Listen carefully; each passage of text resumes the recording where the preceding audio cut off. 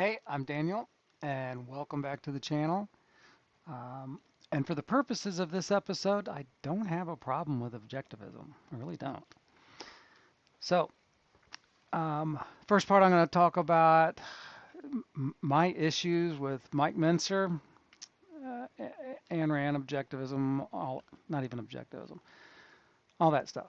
I'll talk about that. Second part, I'll tell update with my prostate cancer. All right, so in 86 or 87, maybe even been 88. I think it was 87.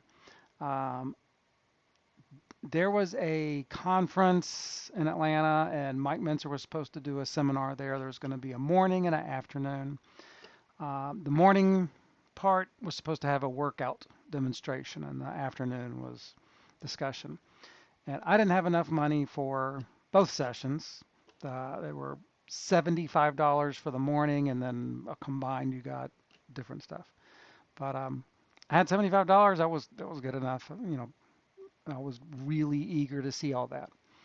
So I got there, and Mike proceeded to go over. It was I think it was at I believe it was at the Waverly. Somebody had brought in equipment, Nautilus equipment, I guess for a display, um, and he was putting somebody in one of the leg presses. Yeah, one of the leg press.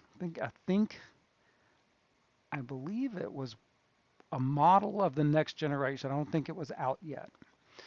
No, yeah, Nautilus next generation. And he sat the guy down and proceeded to start talking, and then all of a sudden he went off into talking about the Olympia. And I could see a few people around them go like this. He started on it. Just keep. It was nonstop, just about how horrible that was, how corrupt bodybuilding is. But if you want to know, here we so it was not a good thing. And he started to get him set up and everything, and then he started to go off onto a whole objectivist thing, and then just over and over with all kind of things about Ayn Rand, and even went into a thing. Ayn Rand, she used some amphetamine, so uh, I was kind of like, what is this? I didn't care about the amphetamines. Everybody knew that, but uh, there was no workout the whole time. He said, "We'll do the workout in the afternoon one." I was pissed. I was not a happy customer. I think that set me off on a really bad vibe from Mike. I saw him a bunch of times after at other conferences, other places, and I avoided him. I didn't want to talk to him. I didn't want to know him. Um, however, I did get to meet and talk with Ray quite a bit. He was going through the medic certification, and some of the people in the certification would come over to Gainesville Health and Fitness after in practice after the certification stuff. It was a week-long thing, and in the evening they would practice some things because some of them did not have a machine to practice on. That some of the other people had and were already used to it. So I would help people learn and practice the different steps involved in doing a test, setting somebody up on an exercise, and all that. The most important part of that machine, the Medix lumbar extension machine, is your ability to get someone out of it quickly. You want to get them out as fast as you can, because that your hamstrings cramp, your back cramps, just everybody they just and you go into a panic, you go into a flight thing, and um, so your ability to get somebody out helped your value go up on that thing. Anyway, Ray came with some of the other people. I think he was already used to it because he only tried it a few times. I talked with him. We didn't talk much about exercise. He mostly wanted to know what it was like working for Joe, what it was like working at Gainesville Health and Fitness. He seemed really interested in possibly working there. He wanted to know what it was like in Gainesville, um, all that kind of stuff. I got along quite well with Ray. He was nice.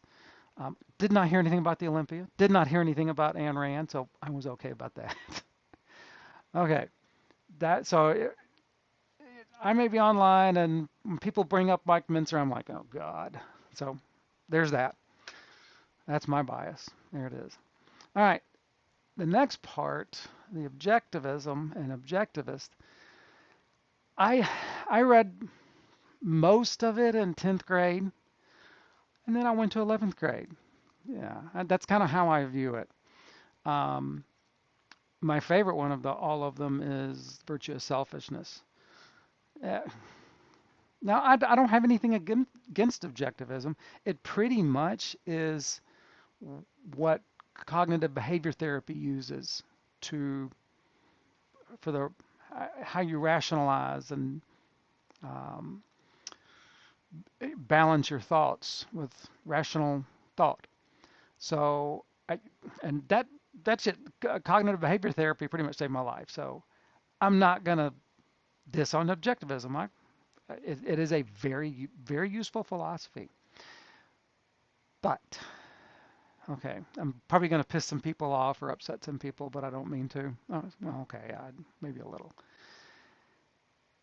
Do you know the people who every conversation they got to bring up something about Jesus, something about religion, something about their faith, something about. I get that. I get they have deep faith, and I get that they're into their mythology and everything. I'm not, obviously not that. Um, but there are some people that they cannot get through a conversation without talking about it. And us who are not into it, we avoid you. Yeah, that's what happens. It's not nice. It's not nice behavior. You think you're being good. You think you're witnessing. We're done. Please don't. That's it. Um, so those people who are pushy like that, and you probably know some, you probably have some in your family, probably some friends that you wish would just not talk about it. You want to be their friend, but just please don't talk about that. So some of you are the same way about objectivism and about Ayn Rand. You sound like a ministry for objectivism and a priest for being an objectivist. I have met people, Mentzer, not Ray, Mike, for one, that cannot get through any conversation without bringing up objectivism, Ayn Rand, all that stuff. It's the same as evangelical Christians and witnessing. Every conversation that has to have Ayn Rand, you've become religious. It's that simple. Both of you people, and I'm going to say you people, because that's choice. Both of y'all live your life and show the example. Witness by being the example of what you believe.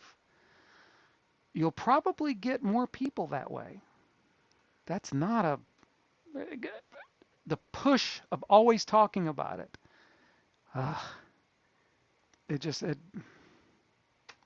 makes people not hear you. That's what's happening. Because you're talking about it, they're not hearing you. Try not talking about it and living it. Set the example. Okay, got off of that. My prostate cancer. After my surgery, had some time recovering. Most of the videos that I posted are during that time. And went to get a PSA. PSA was still 10. Prostate's gone. PSA is still at 10.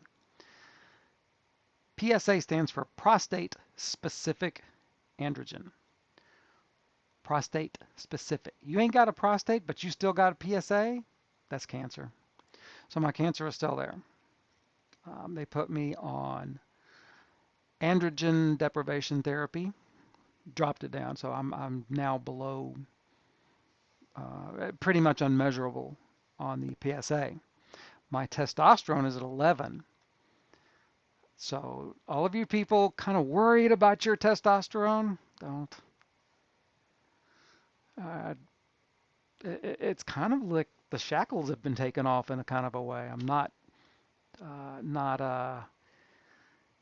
I don't want to say corrupted, entangled by that. Where a pretty girl walks by and I can't help but look. I'm looks like a cartoon character to me now. Um, so there, it's almost like the shackles have been taken off for that. That's interesting. That is an interesting effect.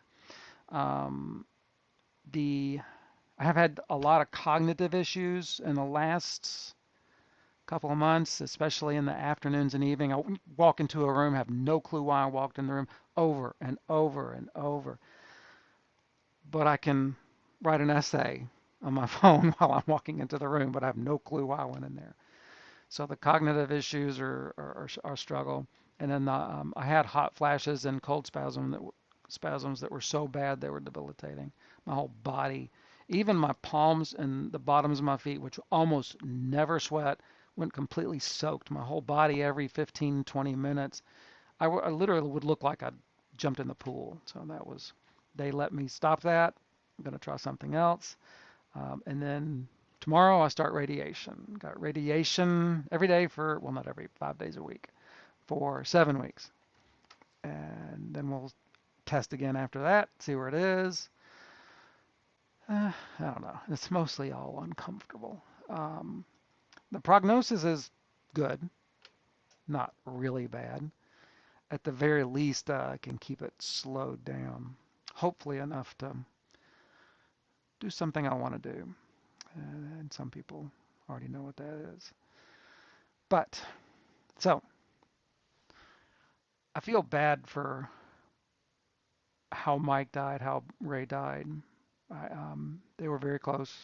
Ray pretty much took care of Mike, was around him, made sure he was okay. They both passed in very difficult ways. So I think people need to also think about that from the bodybuilding perspective. That the drugs that are required for that sport are not healthy. I don't recommend them. Why? Size is not that valuable, not that interesting. Maybe it is. I don't know. You train hard or don't. Thanks. Oh.